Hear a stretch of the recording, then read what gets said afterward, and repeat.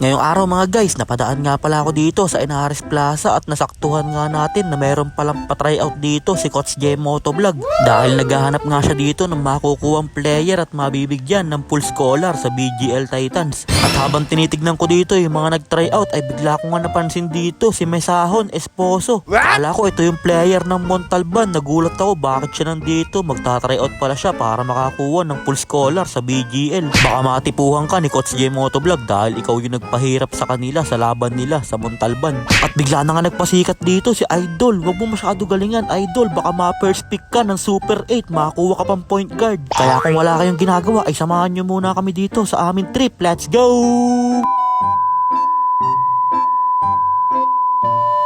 So, ayun po habang nandito nga ako sa may store sa Mango Fever ay bigla ko nakita yung mga bata na yun. Kaya tinanong ko sila kung saan sila pupunta at meron nga daw tryout dito sa plaza. At grabe naman itong idol ko na si King Kong. Talagang tryout pa lang may EA cakes kagad. Sana all. Ayun sana, tryout pa lang may supportive GF na. Kaya parang bigla na nga na-stress dyan si Coach J Motovlog dahil 5 lang pala yung kukuhain nila dito para mabigyan ng full scholar. Kaso lang 100 daw yung nag-tryout ngayon. Kaya yung iba na hindi mapipili sa tryout na to ay ilalagay daw ni Coach J Motovlog sa mga 7-Eleven, sa mga Alphamart, sa Dali. Pwede kayo mamili dun kung saan nyo trip mag-point guard. Kaya tinawag na nga dyan ni Coach J Motovlog lahat na nag-tryout ngayon dito sa Inares Plaza. Napakadami nila mga guys. Ayan o. Kaya yung iba daw dyan na makukuha ay dediretso na sa BGL para mag-point guard at tagabantay ng lunchbox. At dito kitang-kita natin kung gaano kadami yung mga kabataan na gustong mag-aral ng scholar at makapaglaro ng basketball. Kaya tuloy-tuloy nyo lang yung pangarap nyo mga bata. Darating din kayo dyan at makukuha nyo din yan. Basta sisipagan nyo lang palagi sa ensayo saka sa school. Huwag nyo sayangin yung opportunity na binibigay sa inyo dahil napakabuenas ngayon ng mga kabataan dahil sobrang dami ng malalaking liga yung naglalabasan at ang dami na din mga manager.